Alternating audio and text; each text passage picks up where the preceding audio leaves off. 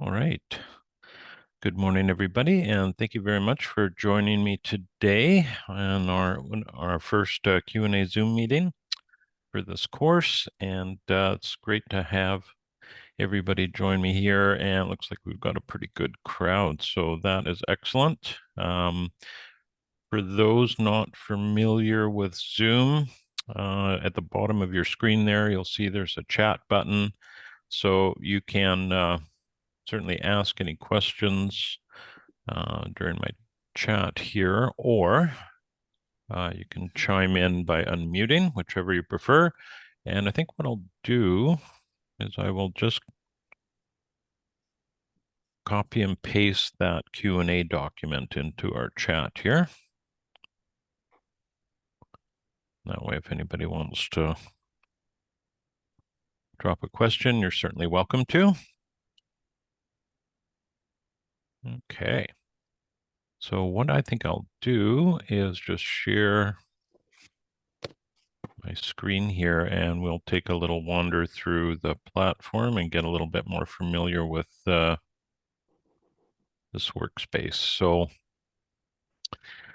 here we are. Now, this is most likely what you were all going to see when you log in to the Canvas platform. Maybe slightly different, but pretty much is going to be this way. So on the left-hand side here, you'll notice that you have an account button at the top where you can fill in some information about yourself. And as we go down here, one of the key things you want to keep in mind is this this inbox icon. If you want to contact myself or any other student with a message, you can use that. You just click on that inbox, and it's pretty intuitive. The other thing that you'll want to keep your mind on, I'll just put my highlighter on here so it's a little easier to see, is this help button. So if at some point you're just not able to figure out something that's technical, right? So a technical issue with the Canvas site, you'd want to hit this button here, and you'll have a number of different ways that you can connect with technical support. And I believe there is sort of 24-hour coverage with that. It might just be a chat function. I'm not totally sure about that, but that is one of your ways to get help if it is a technical issue. Anything to do with the course and the content, that's what I'm here for. So again, it's just technical items that you'll want to hit this button for. Yeah, so a few things that you might want to explore while you're getting used to the platform here. One of them would be this modules tab. Okay, so if you hit that modules tab, you're going to go to this page here, and there are some really interesting resources here you might want to check out. One of them is what's called the client interface, and it's a bit of an an interesting title, but if you go to this, there are a number of people. There's Andrew, there's myself, and Kelda, and Neil, and these are fascinating videos. What they are is they're a description from each of us of how we start our design process with the client and sort of walk through it. It's kind of very brief, it's you can only say so much in a 15 or 20-minute video, but it does give people a really good idea of the process that each of us take and how different they are. So it's fascinating. So that's something you may want to check out if you are planning on, well, if you're designing currently or you're planning to do some design for others in the future. And let's see if we back up a little bit here. You will see that there are some student report examples, so you can take a look at that. There's a number of them here. And for some people, and every course, there's usually one or two people that run into some challenges, and it could be with their family or health or work, and they may decide that they need to re-enroll.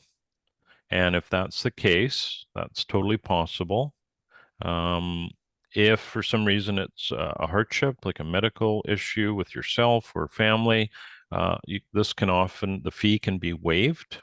So, but you would just need to get a hold of Dow Orion at this address here and explain the situation. So this undoubtedly does come up when we get a large group of people together. So that is another interesting item. There are tutorials here on graphics and different software. So that's certainly worth taking a look at. And I would say in some regards, that's one of the biggest challenges for students that have little or no, say, computer graphics experience. Let's see if we can see what's in here. So again, there's a few items, and they're really related to Google Documents and PowerPoint and Google Earth itself. And then there's mapping resources. There's quite a few little nuggets within this. And then we go to each individual lesson where we have the due date, etc. And I don't think you really need to worry about running through each lesson, but it's there if you wish to dive into it a little bit deeper.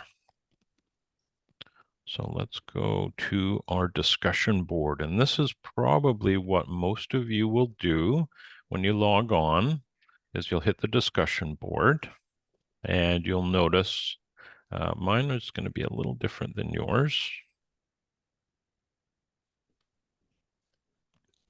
There we go. You can see we got lots of instructors this go around. And here we are at lesson number 1. And this is in my group, or in our group. And we're going to go through this. But one thing I did want to mention, when you're on this lesson interface here, if you hit the discussion board text that's hyperlinked at the top here, you will then get pushed up into all of the discussion boards that are within the group here.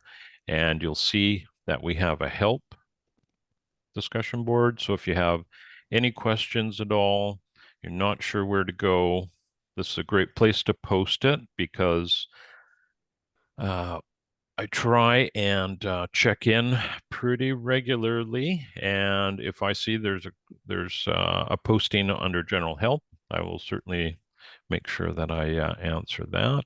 Here, I'm just going to open the chat here. Okay.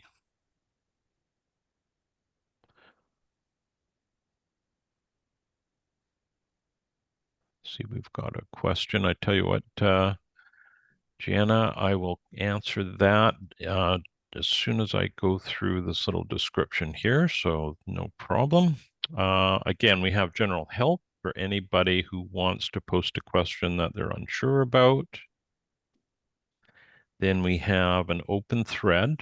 So if you want to basically post anything that's preferably permaculture related for the rest of the group, you can do so here.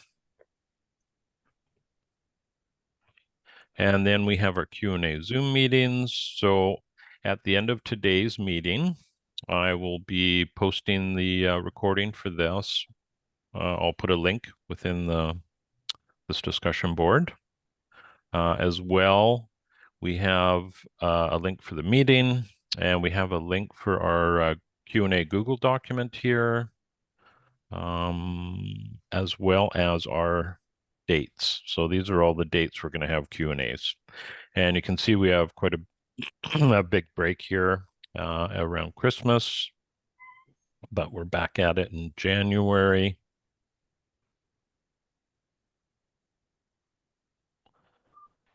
And then we have lesson 1 and introducing yourself. And you can see there's been a lot of a lot of posts and some that I haven't got to, which I will do my best in the next day or so to do that. And just a little heads up for everybody, we typically will have we have two courses going at once. So today's Q&A is with you guys, and next Monday I'll have a Q&A with the other class that's already halfway through. They're going into lesson 6. So it's pretty easy to juggle for instructors, but if you notice that, for instance, today you posted something and you're hoping for a response, I would be grading another class's papers, so you may be a day or two later.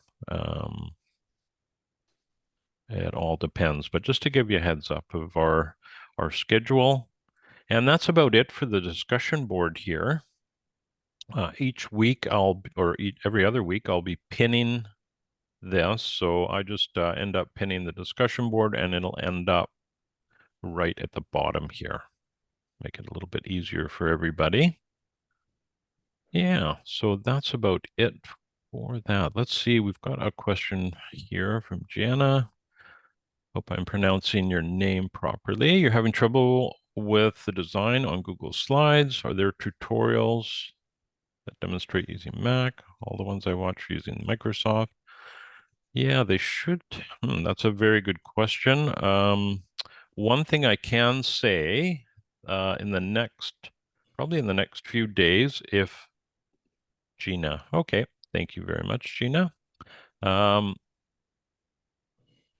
Probably in the next few days, you're all going to get an email from Dow Orion talking about a Zoom meeting that she will be offering. It might have already happened, I'm not sure, but she basically, she's the administrator with the course, and she offers sort of group tutorials when the class gets started, because some people do have some challenges just navigating Google Documents. And so she will be the one to contact regarding any questions about that.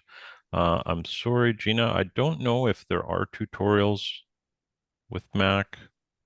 And I can't imagine they would be remarkably different. They may look a little bit different, but I'm sure the menus are going to be somewhat similar. I use a Mac myself, but I actually don't use Google Slides other than with the course here. So I do know a little bit about it, but certainly not, I don't have the depth of knowledge that Dow would have. And what I'm going to do, let me just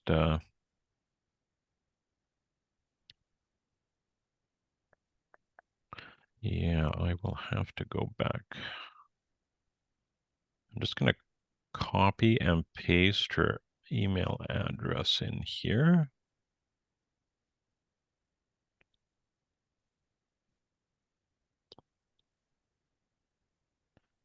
Sorry about that. I'm just be 2 seconds here under re-enrollment.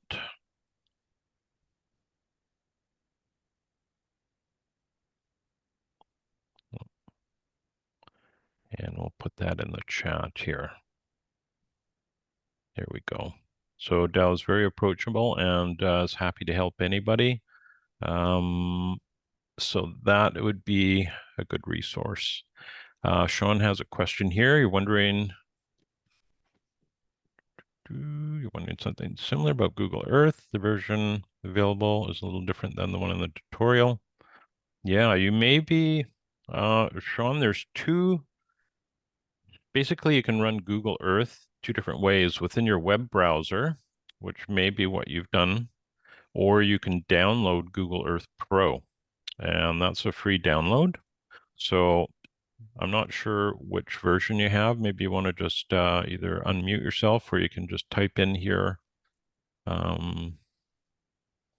what I did what download I it, but would it seems like it's suggest still is you launching try and get through Google the. Earth Pro. It's going to have a Okay. little bit more functional ability. And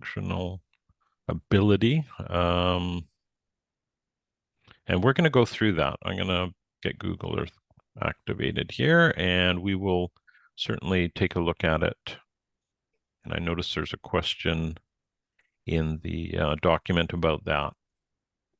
Oh, okay, that's great, Sean. Right on. So let us just take a quick peek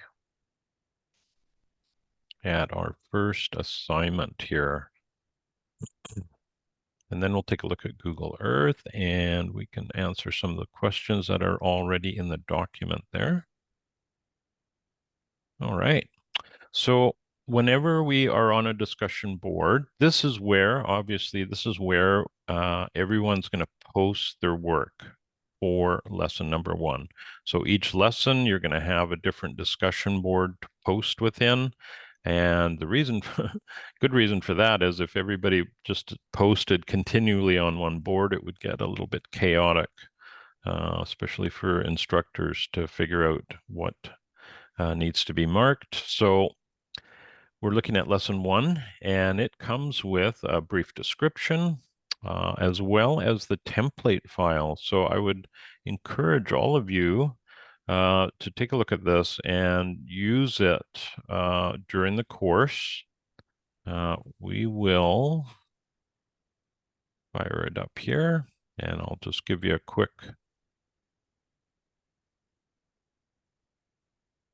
There we go. So this is the active file, and you'll notice that you're not going to be able to do much of anything with this. You need to make a copy in order to edit and to add to this. So what you want to do is you want to go under File, and you'll want to make copy, and you'll want to do the entire presentation. And then it's going to ask you to name it. So putting your name up there is a good idea, and we just hit make copy. And it takes a few seconds here, and then it should be, there we go. So now you have your own copy on your Google Drive. And you'll notice if we zoom out a little bit, you'll notice that when we go through some of the some of the pages on the slides, that they are surrounded with either instructions or tutorials.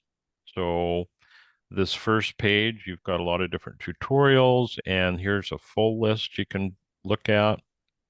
So that's the one nice thing about the Google Slides is we're able to embed all of the instructions and video links within one document.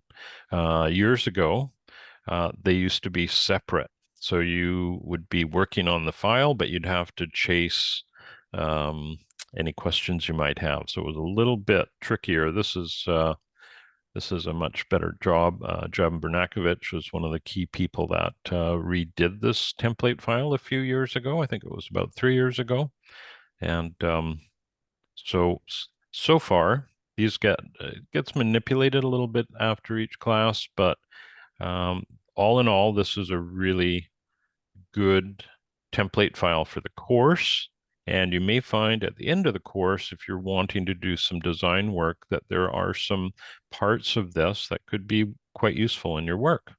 One of the things that you will notice is there are a lot of pages. So if we go to the very end, we're getting close to 150 pages, a little bit more.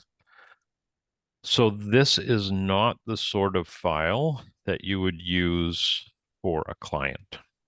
If that was the case, you'd be putting in a lot of time and effort for an individual project. So that's why I was saying earlier, it may be useful to pick sort of cherry pick some items out of here. And as we go through the course and all these Q&As, quite often on a Q&A Zoom meeting, if there is a little bit of time at the end of the meeting, I will go through, say, one of our most recent projects that we're working on and can show you what I'm doing and my wife is doing, as well as the deliverables that we provide to our clients, which are a little bit different than what you see in the file here. They're similar, but very much more condensed.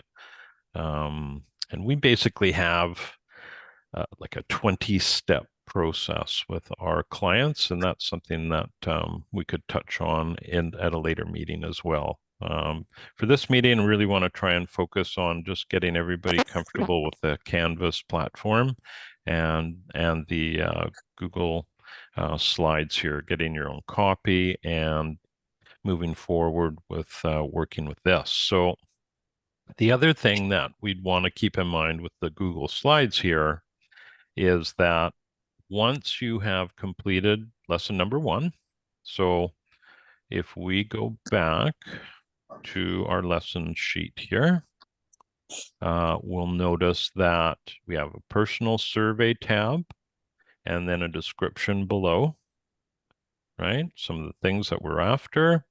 If we then go to the design site tab, there is going to be some descriptions all about that. And often there are some hyperlinked tutorials or information. So if you have any concerns about the design site or your project site, you can click on this link and it will give you more information on some of the items that you want to be looking out for.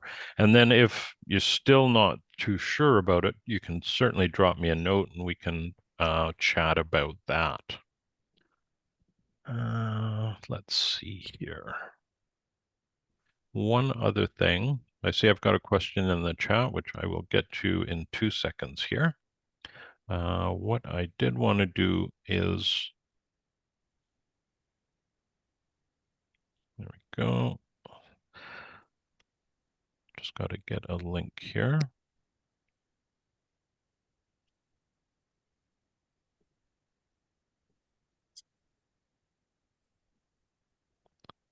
Okay, so I'm putting a link in the chat today.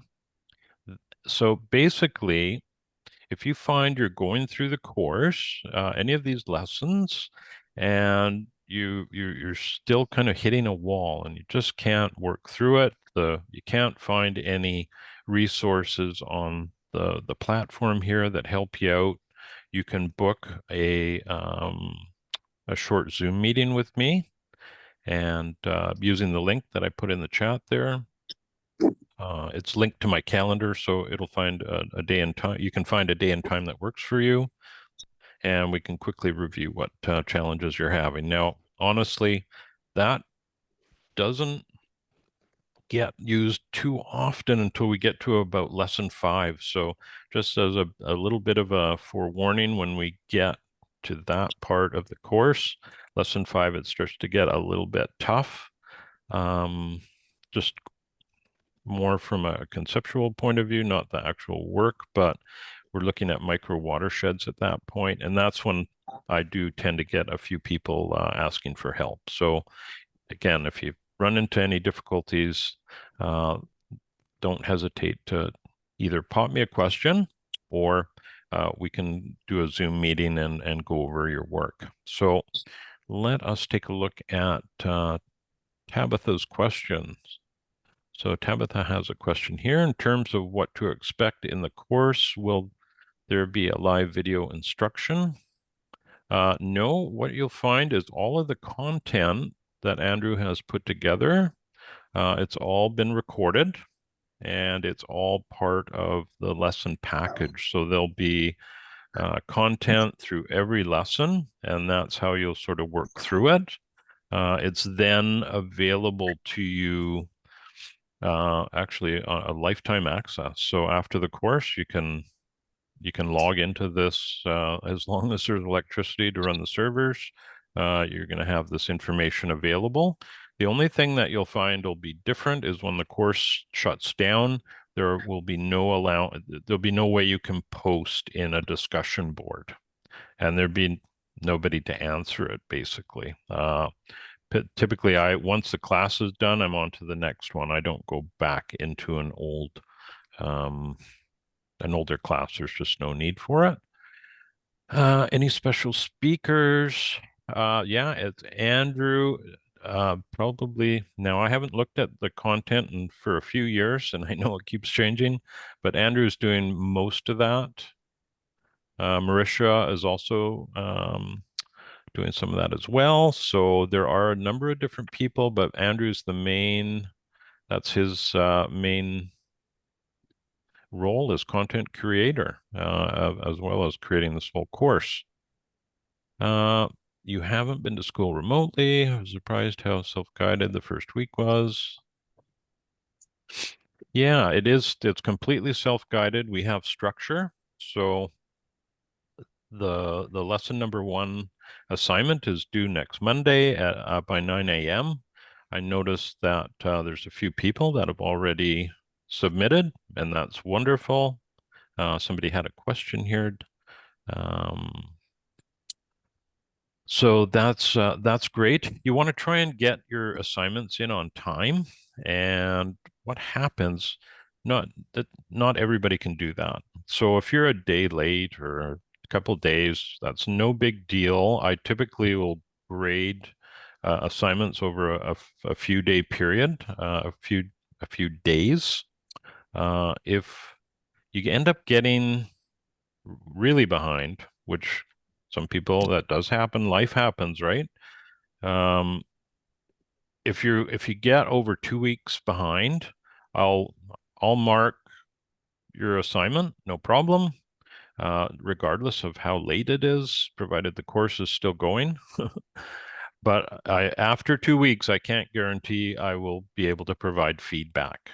Okay, and that's, I think, one of the big pluses of this course is not just going through the assignments, but getting some feedback from somebody like myself, or all the other groups have excellent instructors.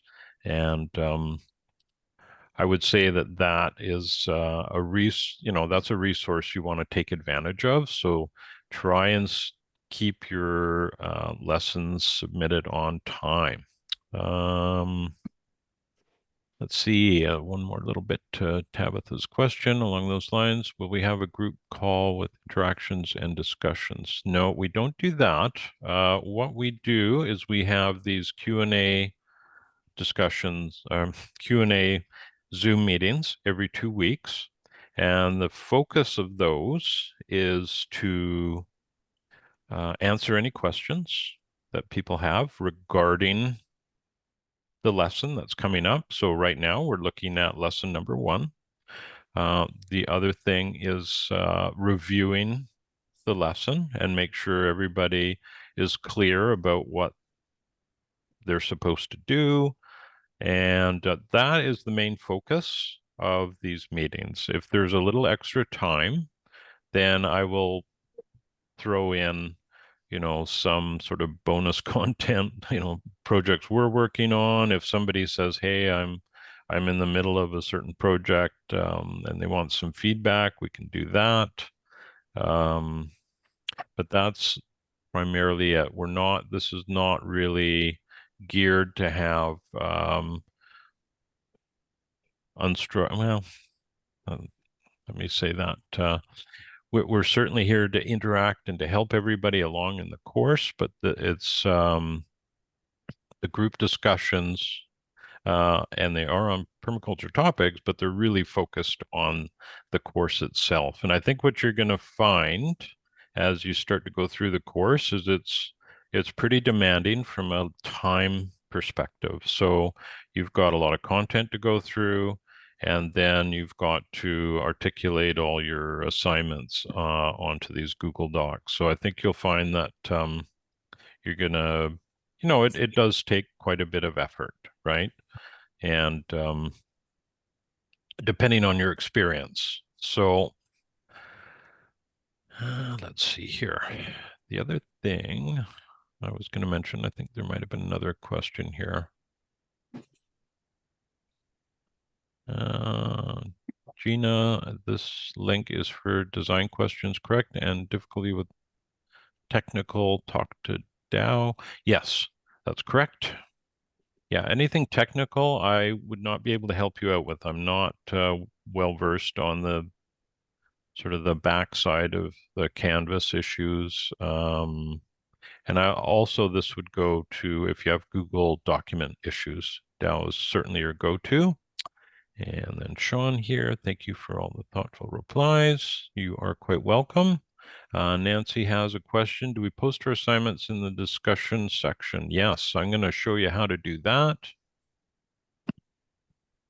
Yeah, that is our next thing here. So let's take a look at that. Let us presume we've well, I would like to back up one sec. Let's just finish looking at lesson 1 and we'll get to that. So the one thing I didn't explain is we have these tabs with explanations beneath them. So in this assignment, we have 3 distinct portions of it. We have a personal survey, the design site, and the climate survey. And at the very next tab here, we have assignment resources. So these are very useful, as well as the assignments and the rubric and due date. So the rubric here is basically a description of what we want to see within the content we want to see within your assignment. And this is what I use to grade all assignments. So if you tick all the boxes on your criteria here, you're going to get full marks. And unless there's something a little bit awry, but please do keep your eye on the rubric. And the other thing is, I would encourage you when you submit your assignment to make sure it's completed, right? So there's no point in myself providing you feedback on an assignment that isn't fully done, because I can't come back and give you more feedback when you finish it up. So I encourage you to complete the whole assignment and then post it, even if you're a day or two late. Don't worry too much about that. Let's get to how to post. That would be a good thing. So let us say I've gone through and I have done my personal survey and talked about my design site and filled in all of the information that I can regarding the climate survey. Okay, so once you've done that, you're ready to share your work. You would just go up to the share button here. And you can see right now, this document's just private to myself. Nobody else can look at it, right? But if I push that button, and at the bottom here, I click anybody with the link, and then I have some choices. I can allow people to view, I can allow people to comment, and I can allow people to edit. So I wouldn't recommend you let people edit your work. Either viewing or commenting is just great, but it's ideal if the comments go into the discussion board so everybody can see it. However, that's your personal choice. So once you have this set up where you want it, so anybody with a link and you're viewing, you just hit copy link. Okay, and then we're going to go into the discussion board. And what we do is we go right to the top where it says reply, which isn't really intuitive, but this is where we would make a post right up here. So you could say, here's my work, and you could either paste that link in, or you could highlight and place the link. You could hyperlink it, right? So either one is just fine. And then you would hit post reply. And then you'll see that my post is at the bottom here. Now, if somebody else, let's say Sean has posted here, and you want to comment on Sean's work, you would do that with that reply button that's below his post. Okay, so when commenting on someone's work, the reply is below their post, and when posting your work, initially you want to use this top area here. And that's it. So I am going to delete that. And that's that. So that, let's go back up here to Nancy's question. So that's basically how you would post it. And Nancy, does that answer your question? You can either chime in or just pop into It the does. chat here. Thank you so much. Oh, I see you nodding. I couldn't hear you, but Oh, I take that as I think my volume was down here. Sorry about that. That's great. Excellent. Okay. That is great. Tabitha, thank you. And then Sean, are the videos available on YouTube playlist? Is able to access without going through Canvas? Yes, you can. I think I have that on that discussion board. If we go back to the Q&A discussion board, there we go. That is very interesting.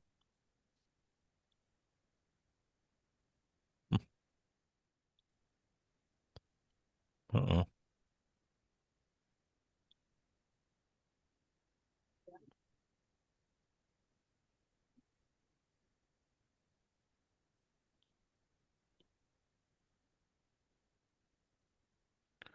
Yeah, got booted off for some reason.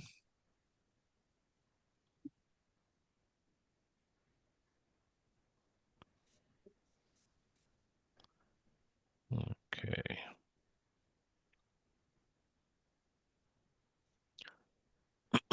I'll just put it in the chat here, Sean. If we go to, I think I put it in here. No, I didn't. Okay.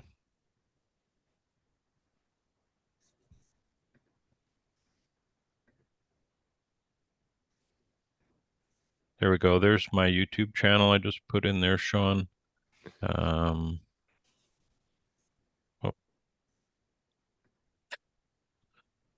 Sorry, everybody. There we go.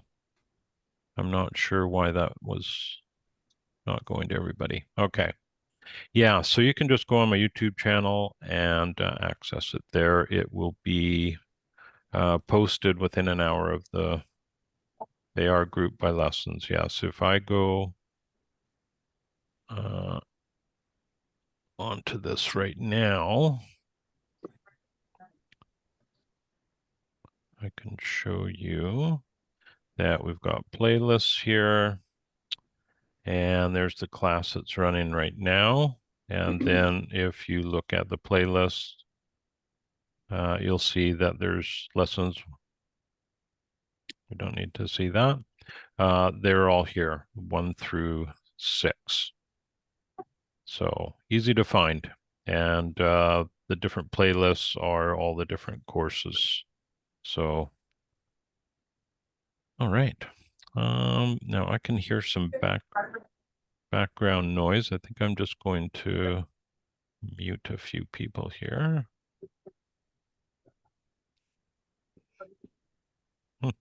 Oh, there we go. Yeah, hopefully that helps you out, Sean. Okay, so where were we? We're back at lesson 1, I think, and we posted. So I think that's pretty straightforward. Does anybody have any questions about accessing the platform and, say, posting an assignment? I guess that would be something we could review here. If anybody does, don't hesitate to unmute yourself or put it in the chat. And again, if you find you're running into trouble, make a note of Dow's email address. And if it's related to the Google documents, she is certainly a great resource. Okay.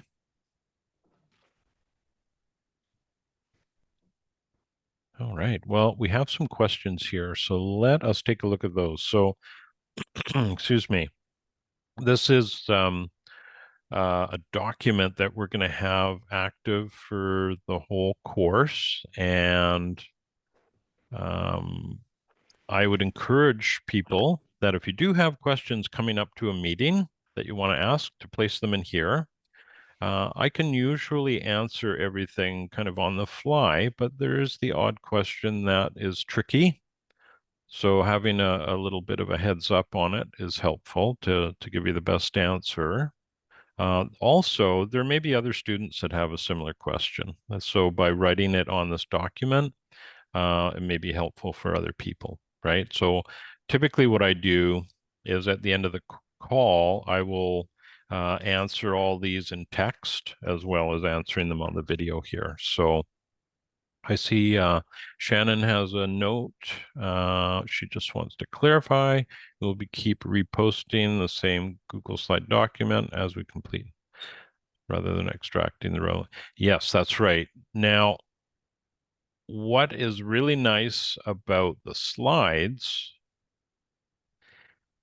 let's say and this happens a lot. So let's say we are way ahead here and we're in lesson 5 and we're looking at micro watersheds, and I certainly don't want to uh, pull your attention to that too much right now. But what I often find is I'll be going through somebody's assignment and I need to reference previous information. So I might have to go back and say, okay, let's look at what this person's base map looks like.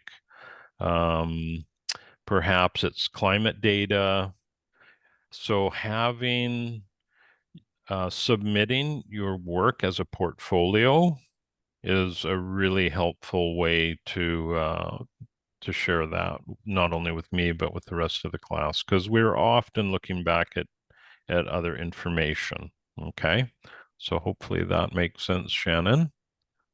Good question. All right.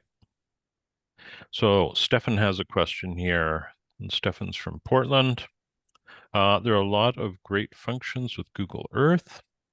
It seems to make it much harder to make an accurate assessment of a property size. I'm having trouble with creating a polygon that feels true to the lot.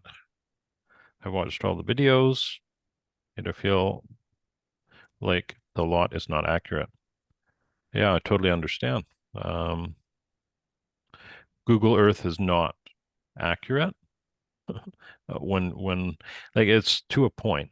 Um, so it's a great tool, but it's really not a design tool. So we're going to use it for the class, but you will find that there are, different approaches if you're going to be doing this for clients, right? And we'll look at Google Earth today, just as soon as we've gone through this. So in order to see the boundary, I have to increase the altitude relative to the ground.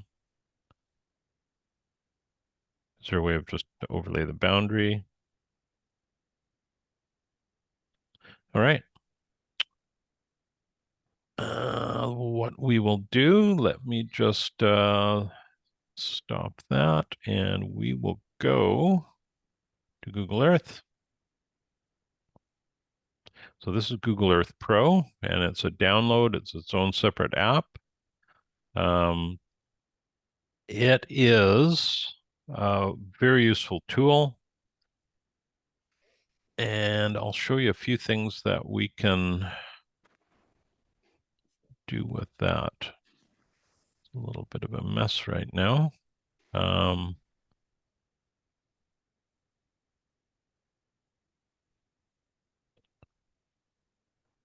So this, maybe what I'll do, I'll just get away from that for a minute. That could be distracting. So let's say your project site was right here in the Port Alberni, which is on Vancouver Island in British Columbia. And let's say it's this field. This is your project site. So a couple of tricks here. When you zoom in and you zoom out, you'll notice that you're not directly overhead. You're in a perspective view, which from a drafting point of view or a design point of view, it can have its uses, but it's not very good when we are trying to draw. So one of the things that we want to do here is make sure we're directly overhead. Um, so if you are here and you tap on the U key, you will go to a 2D overhead mode. Okay. And that's an important bit of info to know, because we initially, when we're looking at um, base plans and project site images, we often get these perspective views. And, for images, they're fine. Like there's nothing wrong with having a perspective view to display. But where the trouble comes in is if we're drawing property lines, uh, our scale is going to be different here than it would be here. So if we are directly overhead, we have a known scale throughout the drawing now. So if I draw a line up here or I draw a line down here, they're going to both be the same scale. So scale is a biggie to keep your minds on as we're putting together in our next lesson when we put together our base plans. We're not worried about base plans right now, but just navigating Google Earth. So that's one thing. The other is you may be kind of playing around with Google Earth. You might change your orientation.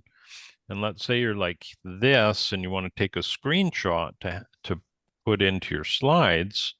Uh, what we're hoping you'll do, and it's basically the standards for, well, I think it's a global standard for architecture and land design, is to have north up on your map. Okay, so when we're looking at your map, the top of the page is north. And you can easily do that in Google Earth. So let's say we hit the U key on our keyboard, and boom, we're directly overhead, right where we want to be, but we're not orientated correctly. So if we hit the N key, letter N on your keyboard, boom, now we're north up and directly overhead. So if we want so now when I zoom in, let's say I want to get closer to this project site, you can see the perspective is off again, so I have to hit the U key again. Once we're here, we've got some tools we can use. And the polyline tool is one of them.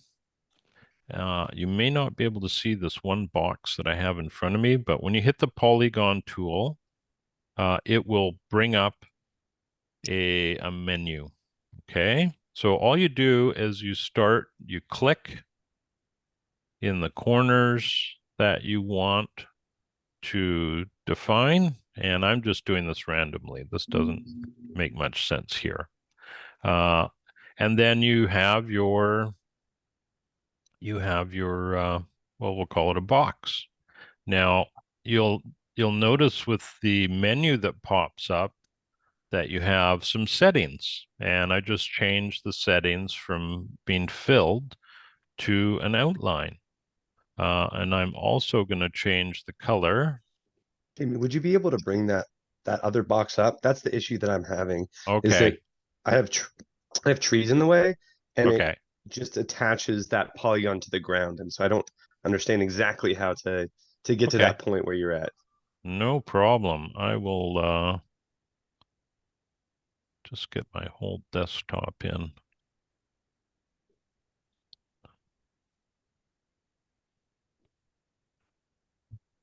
There we go. Okay. Now I lost my menu. There it is. So this is the menu that you're going to see. Here, we'll do this all again. I'll just cancel that. So we'll go up, we'll hit polygon. And we don't have to do anything here at the moment.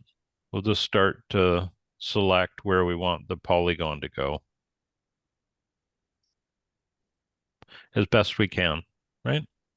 And before we get rid of this box, we can go under style and color, and we can then say, we just want that line to be outlined, and we want the lines to have some color, and that's kind of a traditional property line color, red, right? And then with this box open, we can edit the shape any way we want, right? We could add, oh, now I'm, now that doesn't look so good.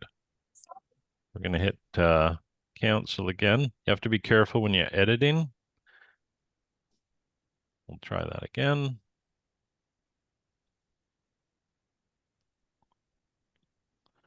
Yeah. So there is a polygon, and we are going to make sure that it's just an outline, and we're going to change the color so we can better see it. And we can even make that line weight a bit heavier if we want, so it's more visible. Now, if you have trees in your way, that's where Google Earth is not so great, and you just you're just going to have to do your best at estimating where this is. So you can see where some of the differences are between, say, the course and working for a client. You would never dream of guessing a property line with a client. But for this exercise, because we're really focused on permaculture design here, learning the permaculture design protocol, right? And we have all these other tools that are part of our work. And some of the tools that you're going to see through the course are fairly easy to use, but they're things that you probably don't want to use a lot in professional work. Like, I don't use Google Earth in my professional work other than for helping people visualize. Now, when I say that, I'm gonna cancel this, and I'll show you what I mean. So this is a Google Earth bit of data on a project that we're involved in. It's a small farm design, and to make Google Earth won't provide this. This is a slope analysis, and these are contours, these red lines, and then that white line is a property boundary. But this is used by QGIS. So what we do is we will use QGIS, which is a open source software, and we will access LiDAR imagery in our area for free, which is great. And then we will convert that into something usable. So for us, when we're doing farm designs, we want contour data, we create the slope analysis. We ask the software to do that. So you can see on the left the legend here. So green is flattish, and when we get into these brighter colors, we know we have more slope, and those slopes relate to all the drainage in the area, right? So we do use Google Earth, but it's not for, I don't design on Google Earth itself. It will do some pretty cool things. Let me show you. We can get rid of that.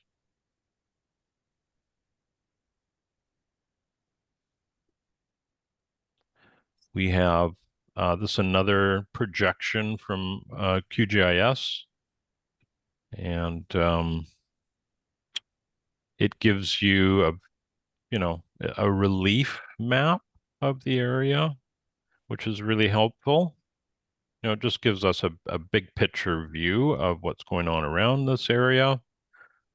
So I don't want to get too involved in that part. Let's see, another use that we have. I see I got a couple questions I should be focused on here. So Alex, can the shape be created utilizing the plot points from a survey map? Do you mean on Google Earth, Alex? Yeah, my property, I have an old survey map from 2012. It's got a lot of the plot points on it, and I wondered if I could Perfect. those in.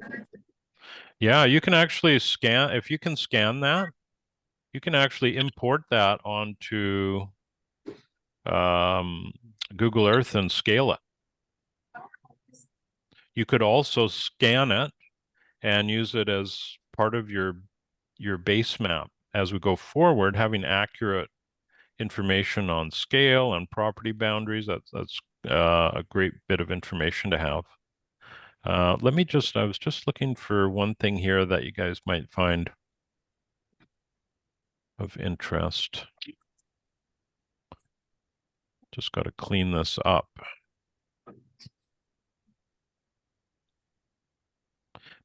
Yeah, drainage basin.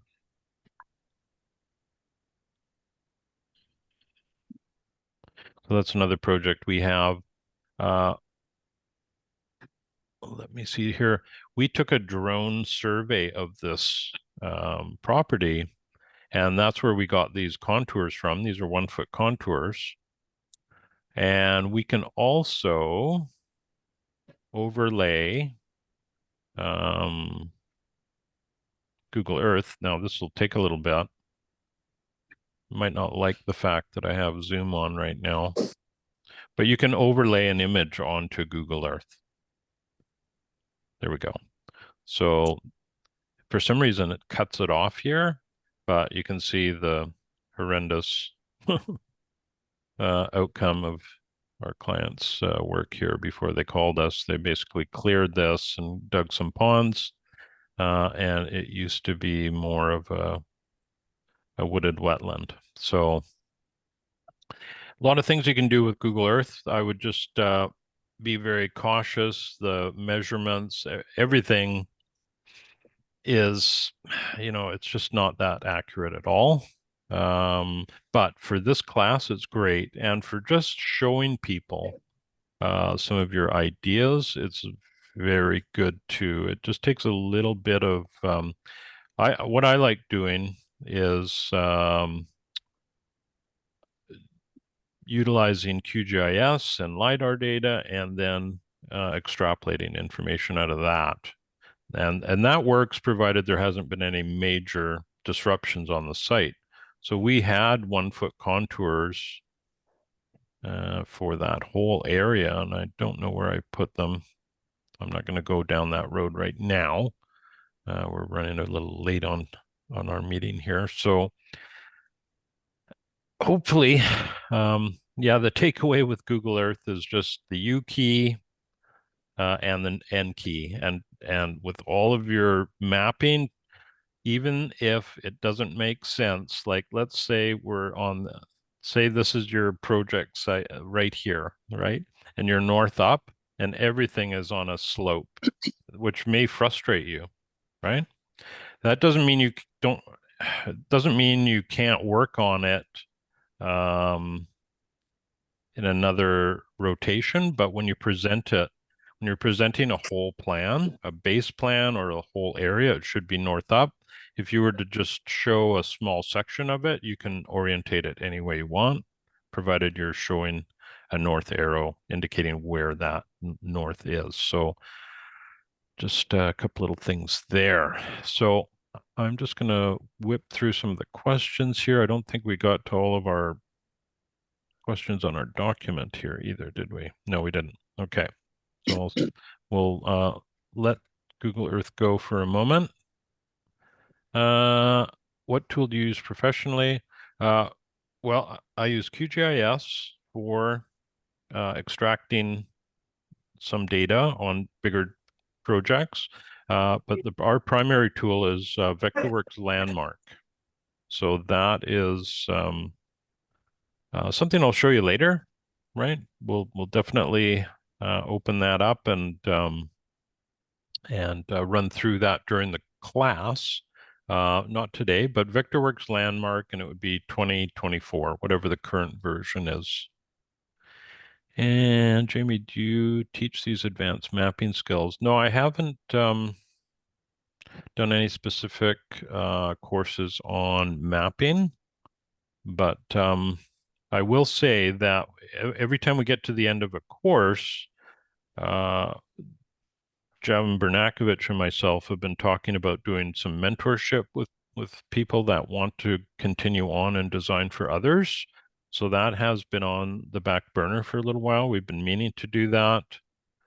I am involved in a course coming up in November, but it's more aesthetic design for ecological landscape. So where we're looking at the aesthetics itself. But thank you for asking that. Chelsea has a question here. Another hockey in Google Earth. Maybe that's a hack. R will both orientate perpendicular to the surface as north. Wow, I did not know that. That's a cool one. Here, let me try that out while I'm, I think I'm gonna,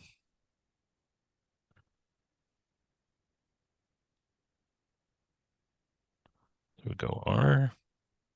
Oh, sweet. Thank you. That's wonderful. All right, let us take a look at a few of our questions here. And yeah, thank you, Chelsea. That's great. That's a really good one. Nice to learn new tricks.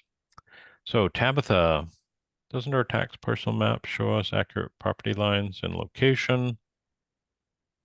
Yeah, it probably does. When we started design, my wife and myself, in Canada, what we'll do is get what's called a plot plan, which would be probably, it has your property boundaries, and it'll be north up, and then it often will have your building footprint on it as well, if the survey was done after the build. And that is a great starting point. That's just one of those really good bits of information. So accurate property boundaries are important. And Ashley, are you saying QGIS? Yes. I apologize if I didn't pronounce that properly. That's an open source free software, and I will add to that it is not intuitive. The software Vectorworks Landmark I find pretty intuitive, but then I've used it for about 27 years, so it better be intuitive. But QGIS I find really difficult, and I'm having to take I've been taking some online courses with that just to keep up on some of the functions. So it's a little trickier for sure. All right, Tabitha has a remark here for Sean. And hotkey, yes, okay. And Shannon has a question. I presume there's also a way to just enter GPS coordinate reference points. Yep. Yes, under the search in, let us go back to our Google Earth Pro. So up here under search, if you put coordinates, such as you're seeing down below here, that would be good enough. That would take you there for sure. Now, I don't want to really get into Google Earth Pro, but if you go under preferences, you can see that there are different ways of showing latitude and longitude. So you'd have to just figure out which you want to select. But degrees, minutes, seconds works for myself. But but you're quite right. You can find anywhere on a map with that. And it is, of course, georeferenced, and so is QGIS. So that's why in QGIS you can work and you can export your work into Google Earth Pro because they're both georeferenced. So they know what point in space they're talking about when they're sharing information. All right. Well, I hope that that helps people. Aha, yes, thank you. There is a question here that I did not get to. All right. So hopefully, Stefan, you're good to go. Sean, question. What are efficient methods of tracking my weather locally?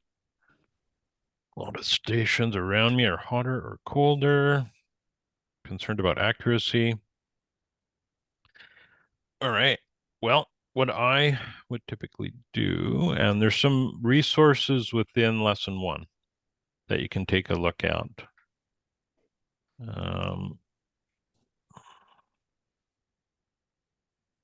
But I would just do a search on the area for climate data. That's a good start. And what you're after in climate data is really the averages, and often there are 30 or 40-year average. So you want to take your climate data from a location that's been recording it for a little while. I'll just reverse this a little, and that probably will help. And what I find is when you're in a populated area, a city, it's easy to find all this. And when you're in outlying areas, it gets a little bit trickier. And there are some, I don't see them. Okay, we're going to take a look exactly where you are located.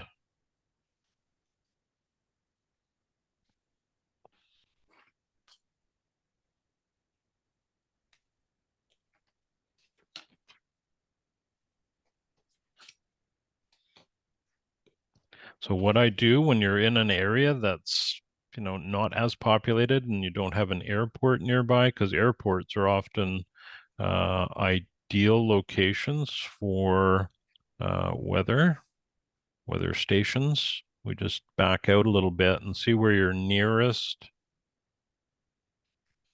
airport or more densely populated area is. So it looks like it's Salem, right? So that's going to be different, but it may be the best you can do for your project site, unless you have an actual weather station on the site itself. And this can happen in agricultural properties where they're far away from any good data. So that's what I would look for. Just look for Salem. And then, so if that was the case, we could,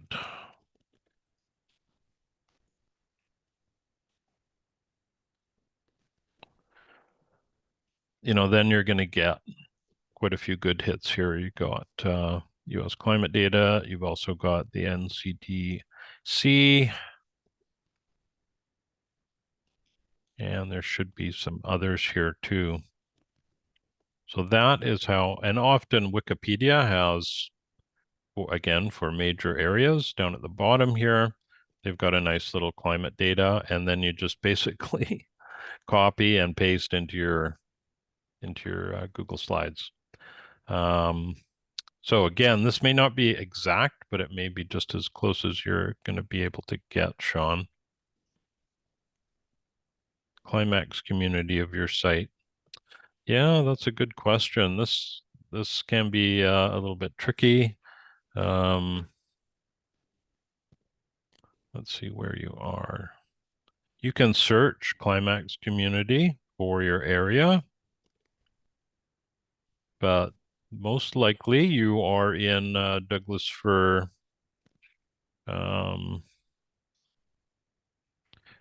coastal Douglas fir, that may be your climax community. Probably is, being a coastal here. But that also can be a little bit tricky. Then it's the wording, the climax.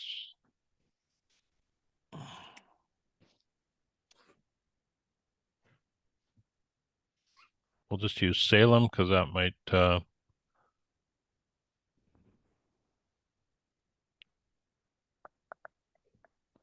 yeah, it's going to take a little bit of internet searching to find that. Now, if you get stuck, and let's say we look at our template file, there might be an example there that resonates. Oops. Where are we? There we are. So climate type. So here in a temperate, that's the climate type. I don't know if we ask for the climate.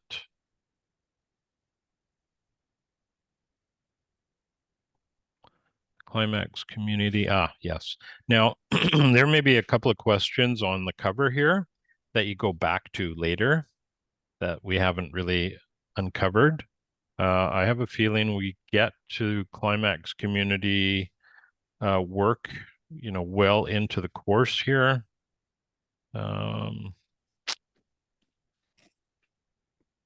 Yeah, I'm trying to remember which lesson. It's quite a ways along right here when we get into local ecological survey. And I believe that's lesson 7. So that first cover page that's asking you that question at the bottom, you may not be able to, but I would say coastal Douglas fir or coastal coniferous forest. That would be a pretty general statement. So hopefully that helps you out, Sean. And yeah, we should wrap up here fairly soon. Tabitha has, okay, thank you, Tabitha, for reminding me that there was a question that was unanswered. Okay, that is great. Well, I hope today was a helpful introduction for everybody. Is there any other questions before we sign off? I'm happy to answer those. And like I say, if you get stuck as you go through, oh, Gina has a question here. Do you prefer an average of climate data? Yes, exactly. That is what we're after. I know on with some of the climate data in Canada here, they're typically a 30 or 40-year period rather than just a single year. Yeah, you definitely want to average these. And that's really important when we get into calculating water, whether that's for rainwater catchment or how much water is falling on a project site. We want the average. And then if you can, try and find the record rainfall event for the 24-hour period for your area or an area somewhat close, because we'll be using that in lesson 5. And that's another helpful planning tool. Like if you have water draining onto your project site and you know the amount of water to expect in a big event, it can help plan for that stormwater management. And Shannon has a comment here. USGS surveys usually give a brief description. Right on. Well, thank you very much for that, Shannon. So that's some great info. Way to go. Learning lots today. All right. So hopefully everybody had their questions answered. And thank you very much, everyone, for being part of today's Q&A Zoom meeting. And we will look forward to seeing your first assignment next Monday about 9 o'clock. We'll start looking at those. And if you have any challenges, let me know in the meantime, but you should be good to go. So thank you everybody for all the warm replies, and we'll look forward to seeing your work next week. So have a great week, everyone. Bye for now.